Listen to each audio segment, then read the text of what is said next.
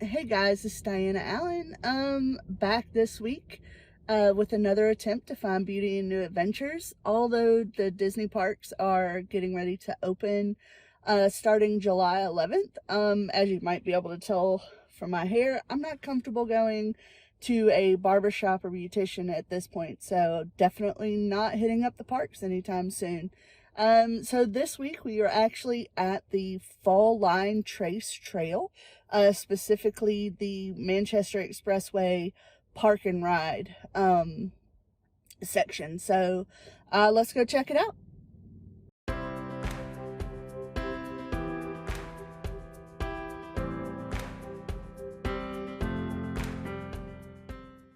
The Columbus Fall Line Trace Trail broke ground on May 13, 2009, and finished in the fall of 2011. It is a Rails to Trails Conservancy project, which is an initiative to create multi-purpose public paths from former railroad corridors. Fall Line Trace follows the former right-of-way of Norfolk Southern Railroad. The trail spans 11 miles between the 14th Street pedestrian bridge in Uptown Columbus and the Salmon Road Recreation Center in Midland. As I mentioned earlier, this week's adventure started at the Manchester Expressway Park and Ride rest stop. This section features restrooms, drinking fountains, benches, and a bike shop.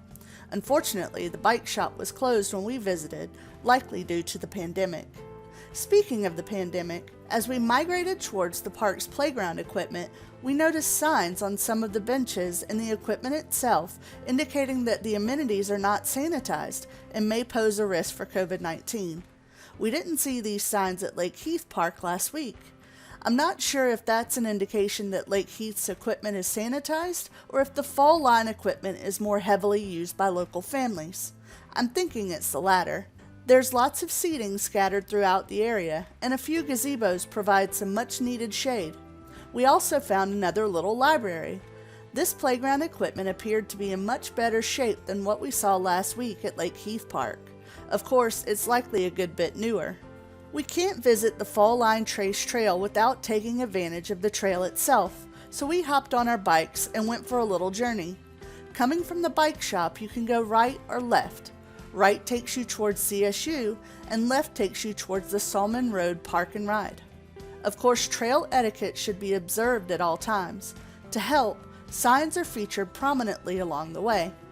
Some of the scenes are simply breathtaking, and it's easy to forget you're in the city.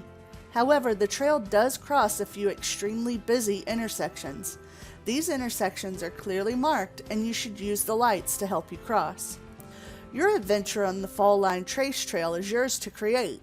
If you have little ones, you'll likely want to take advantage of the park equipment. If you like to walk, run, bike, skate, or simply explore, this trail's for you. It is completely paved and generally flat, making it great for all fitness levels. There's lots of shade, which always helps in brutal summer months. The trail does cross over some pretty busy intersections, so always use caution. Well, that does it for this video. Until next time, seek to explore and find the beauty in new adventures.